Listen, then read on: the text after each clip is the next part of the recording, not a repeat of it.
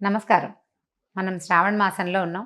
శ్రావణ మాసం లక్ష్మీ మాసం అయినే చెప్పుకున్నప్పటికీ సర్వదేవతా మాసంగా కూడా చెప్పుకోవాలి. శ్రావణ సోమవారాలు శివార్చన, మంగళవారాలు గౌరీ అర్చన, శుక్రవారాలు లక్ష్మీ అర్చన, శ్రావణ శనివారాలు వెంకటేశ్వర స్వామిని అర్చించే రోజు, విష్ణు అర్చన చేసుకునే రోజు. శ్రావణ శనివారాన్ని విశేషంగా జరుపుకోవచ్చు. అయితే ఈ శ్రావణ మాసం లక్ష్మీ మాసం అని చెప్పుకుంటున్నాం మనం. దేవతలంతా కలిసి ఒక పెద్ద యజ్ఞం సంకల్పించారట ఒకప్పుడు. చేసిన తర్వాత ఈ యజ్ఞం మొదలుపెట్టాక సప్తర్షులు ఏమన్నారంటే, ఈ యజ్ఞ ఫలితాన్ని ఎవరైనా సర్వోత్కృష్టమైన దైవానికి సమర్పించాలని భావించారు. ఎవరు యజ్ఞ పురుషుడు అని భావిస్తే త్రిమూర్తుల్లో ఎవరో ఒకళ్ళని ఈ యజ్ఞంలో ఆయన ఈ మొత్తం యజ్ఞానికి ఆయన్ని అధిపతిని చేయాలని భావించారు. ఈ త్రిమూర్తుల్లో ఒకడు ఎవరు గొప్పవాళ్ళు అనేది తెలుసుకోవడం కోసం బ్రహ్మమానస పుత్రుడైనటువంటి భృగు మహర్షిని అందుకు పంపించారు. అయితే భృగువు ముందు బ్రహ్మలోకానికి వెళ్తే తండ్రిని ఎంత పిలిచినా ఆయన పలకలేదట. ఆయన సృష్టి క్రమంలో ఆయన హడావిడిలో ఆయన ఉన్నాడనమాట. సృష్టి చేసే పనిలో వాడిని సరస్వతీదేవి వీణ వాయిస్తుంది. ఆయన వీణానాదం వింటూ తన బొమ్మలు చేసుకునే పనిలో మునిగిపోయాడు. దాంతో ఆయనకు విసుగు పుట్టింది. నువ్వు యజ్ఞపురుషుడిగా ఎట్లా పనికొస్తావు? పనికిరావు, నీకు అసలు దేవతార్చనే ఉండదు, అర్చనే ఉండదని స్వయంగా తండ్రినే శపించాడు భృగువు.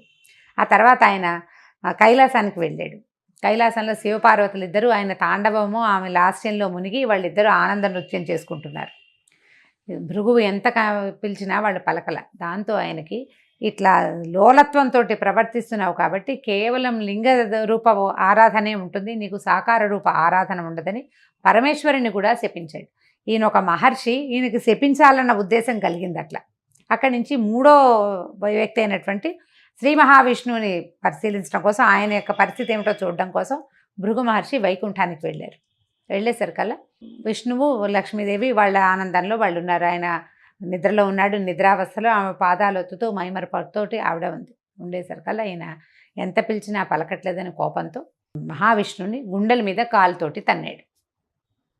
తన్నేసరికల్లా వెంటనే ఆయన లేచి, అయ్యో నీకు నా గుండెల మీద తన్నే, వక్షస్థలం రాతి కంటే కఠినంగా ఉండే నా వక్షస్థలం మీద తన్నేవు, ఇక్కడున్న మణులు మాణ్యాలు అన్నీ నీకు గుచ్చుకున్నాయేమో అని చెప్పి ఆ మహర్షికి పాదసేవ చేస్తూ ఆయనకి అహంకార చిహ్నంగా ఆయన అరికాల్లో ఉన్నటువంటి నేత్రాన్ని చిదిమేశాడట మహావిష్ణువు. దాంతో ఆయన వెంటనే భగవంతుడే తన పాదాలు పట్టుకున్నాడనే విషయాన్ని జ్ఞప్తికి వచ్చిందనమాట. అంతకుముందంతా నేను ఋషిని బ్రహ్మజ్ఞానం కలిగిన వాడిని అహంకరించింది. ఆ అహంకారంతో తండ్రిని, సాక్షాత్తు తనకి తండ్రి అయిన బ్రహ్మదేవుణ్ణి, తర్వాత సర్వలయంకారకుడైనటువంటి పరమేశ్వరుని కూడా శపించి ఈ మహావిష్ణువు మీద ఇటువంటి అవజ్ఞతోటి ప్రవర్తించానని చాలా సిగ్గుపడి బాధపడి ఏమనుకున్నాడంటే, ఈ యజ్ఞానికి యజ్ఞపురుషుడు మహావిష్ణువు అని నిర్ధారించుకుని వెళ్ళిపోయాడు. నిజానికి భృగు మహర్షి ఒక కల్పంలో మహాలక్ష్మికి తండ్రి, ఆమెను భార్గవి అంటారు.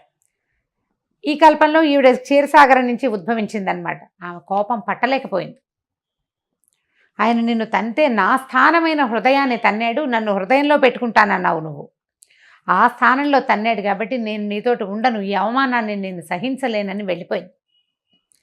పిల్లలు ఆయన మన కుమారుని వంటి వాడు శిశువు, మన శిశువు తంతే మనం కోపం తెచ్చుకుంటామా అని విష్ణువు బతిమలాడినా ఆవిడ ఒప్పుకోలేదు.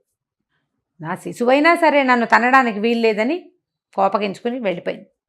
ఆ వెళ్ళిపోయిన ఆవిడ భూమి మీద చేరి కొల్హాపూర్లో తపస్సు చేసుకుంటూ ఉండిపోయింది. ఈ లక్ష్మీదేవి వెళ్ళిపోయేసరికల్లా వైకుంఠం శూన్యమైపోయి మహావిష్ణువు ఆమె కోసం అని వెతుకుతూ భూలోకానికి వచ్చేసాడని, ఆ వచ్చేసిన భగవంతుడు మన అదృష్టం కొద్దీ మన తిరుమల కొండలలోనే ఉండిపోయాడు. భూమి చేసుకున్న అదృష్టం, భారతీయులు చేసుకున్న అదృష్టం, అందులోనూ తెలుగువారి అదృష్టం ఏంటంటే మహావిష్ణువు మన ప్రాంతానికి రావడం. ఆయన తిరుమల కొండల్లో ఉండగా ఆయన ఆకలి దప్పులతోటి అలమటిస్తున్నాడని, లక్ష్మీ మీద విరహంతో బాధపడుతున్నాడని తెలుసుకున్నటువంటి దేవాది దేవతలంతా కలిసి ఒక గోవుని గోవత్సాన్ని సృష్టించి ఆ ప్రాంతానికి పంపించారు. ఆ కాలంలో రాజుగా ఉన్న ఒక చోళ రాజు రాజ్యం చేస్తూ ఉన్నాడు ఈ ప్రాంతానికి. లక్ష్మీదేవే స్వయంగా నాథుడు బాధపడుతున్నాడని ఈ ఆవుని దూడని తీసుకొచ్చి రాజుకు అప్పచెప్పింది. ఈ ఆవు దూడ చాలా సర్వలక్షణ సంపన్నంగా ఉన్నాయి, కానీ రోజు ఆ గుట్ట మీదకి ఎక్కి ఆ గుట్ట మీద ఉన్నటువంటి పుట్టలోకి పాలు జారవిడిచి వచ్చేసేది ఆవు. కొన్నాళ్లకి తెలుసుకుని ఆవు ఇట్లా పుట్టలోకి పాలు విడుస్తోందని, దానివల్లే దూడ కూడా పాలు చాలటం లేదని తెలుసుకున్నటువంటి ఇక పశువుల కాపరి ఆ ఆవు ఎక్కడికి వెళ్తుందో గమనించి ఆ ఆవులోంచి ఆవును కొట్టబోయాడు. ఆ పుట్టలోంచి పైకి వచ్చినటువంటి మహాపురుషుడిని చూసేసరికల్లా హతమారిపోయాడు. చోళరాజును కూడా భగవంతుడు శపించాడు. కళ్ళు పోతాయి నీకు, నీ ప్రాంతంలో ఇలాంటి పని జరిగింది కాబట్టి. అయితే అప్పుడు కొంచెం దెబ్బ కూడా తగిలింది మహావిష్ణువుకి. ఆ తర్వాత ఆయన తిరుమల కొండల మీదే, వెంకటాద్రి మీదే వకుళమాత ఆశ్రమానికి చేరాడు. లక్ష్మీదేవి యొక్క అంశ పద్మావతీదేవిగా ఆకాశరాజుకి దొరికింది. భూమిని తన్నుతుంటే దువ్వుతూ ఉండగా, అంటే నాగేటి చాలలో సీతాదేవి ఎలా దొరికిందో అదేవిధంగా పద్మావతీదేవి కూడా ఆకాశరాజుకి నాగేటి చాలలో దొరికింది. ఆ ఆడ శిశువుని పెంచుకున్నారు వాళ్ళు. ఆమెకు పద్మావతి అని పేరు పెట్టారు. ఈ తర్వాత కాలంలో ఈ వెంకటేశ్వర స్వామి మన మహావిష్ణువు కొండల మీదకి వెళ్ళటంతో శ్రీనివాసుడు అనే పేరుతోటి అక్కడ ఉండటం మొదలుపెట్టాడు వకుళమాత ఆశ్రమాల్లో. ఆ తర్వాత కాలంలో ఆయన పద్మావతీదేవిని చూడడం, ఆమె ఎందున్నటువంటి లక్ష్మీ అంశకి ఆకర్షితుడయ్యి ఆమెని వివాహం చేసుకుంటానని చెప్పడంతో వకుళమాత స్వయంగా ఆకాశరాజు దగ్గరికి వెళ్ళి పద్మావతి శ్రీనివాసుల కళ్యాణం జరిపించింది. ఆ తదనంతరం లక్ష్మీదేవి అక్కడికి వచ్చేయటం, పద్మావతి లక్ష్మీదేవుల తాలూకు సంవాదంలో భగవంతుడు సాలగ్రామ రూపిగా అక్కడ శిలాస్వరూపంగా ఈ తిరుమల కొండల మీద వెంకటాద్రి మీద వేంచేసి ఉన్నాడు. అయితే ఇలా వెంకటాద్రి మీద వేంచేసి ఉన్న వెంకటేశ్వర స్వామికి మనం శనివారము వెంకటేశ్వర దినంగా భావిస్తాం. మనం నమ్ముతాం ఖచ్చితంగా. శనివారం నాడు ఉపవాసాలు ఉంటాం వెంకటేశ్వర స్వామి కోసమే. శనివారం నాడే కాలినడకన దేవాలయానికి వెళ్ళాలనుకుంటాం. వెంకటేశ్వర స్వామి దేవాలయానికి తప్పకుండా వెళ్తాం. అయితే ఈ శ్రావణ మాసంలో ఇది అమ్మవారికి ప్రీతిపాత్రమైన మాసము, అది వెంకటేశ్వర సంబంధమైన మాసం అవడం వల్ల శనివారాల్లో గనక వెంకటేశ్వర స్వామి ఆరాధన చేస్తే ఈ 4 వారాలు విశేషమైన ఫలితం లభిస్తుంది. ఎట్లా భగవంతుడు వెంకటేశ్వరుడుగా మారి దశావతారాలలో లేనిటువంటి ఈ అర్చాస్వరూపము మనకి భూమి మీద ఈ కలియుగానికి మన కోసమే అవతరించిన కథని ఒక్క మాట జ్ఞాపకం చేసుకుని స్వామికి చలిమిడితోటి దీపారాధన కనుక చేస్తే చాలా అఖండమైన ఫలితం లభిస్తుంది.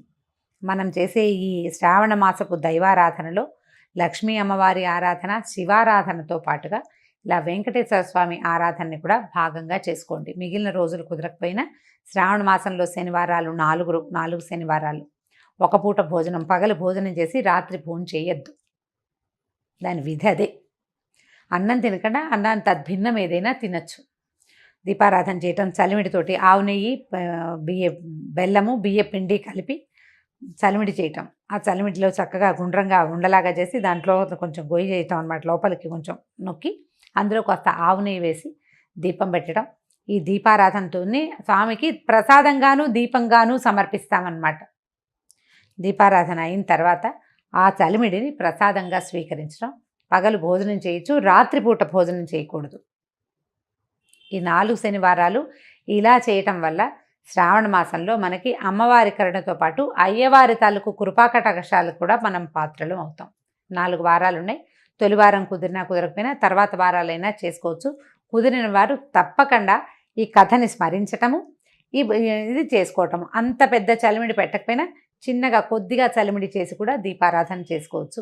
దీపారాధన చేయటం, వెంకటేశ్వర స్వామికి సంబంధించినటువంటి స్తోత్ర పాఠాలు ఏవైనా చదువుకోవటం, ఆయనతో పాటు లక్ష్మీ అమ్మవారి స్తోత్రం కూడా ఒకటి చదవటం. దీపారాధన చేసాం కాబట్టి ముందు తర్వాత ప్రసాదం, నైవేద్యం, వడపప్పు, పానకము, అరటిపళ్ళు, మీ ఓపిక. పాయసం చేస్తాం, పొంగల్ చేస్తాం అంటే అన్నీ కూడా చేసుకోవచ్చు. అవేవి చేయకపోయినా 2 అరటిపళ్ళతోటి కూడా మనం నైవేద్యాన్ని పూర్తి చేసుకోవచ్చు. పగలు భోజనం చేసి రాత్రి ఉపవాసం ఉంటే మర్నాడు పొద్దున్న మామూలుగా భోజనమే చేసేయచ్చు. దానికి ఇంకా నియమం ఏమీ లేదు. ఈ ఆలోచన చేయండి. కుదిరితే ఒక్క శనివారమైనా చలిమిడి దీపారాధన చేయండి. అది ఇంటికి మంచిదని, చలవని చెప్పబడుతోంది. నమస్కారం. సుమన్ టీవీలో మీ పర్సనల్ అండ్ బిజినెస్ ప్రమోషన్స్ కోసం కింది నెంబర్కి కాంటాక్ట్ చేయండి.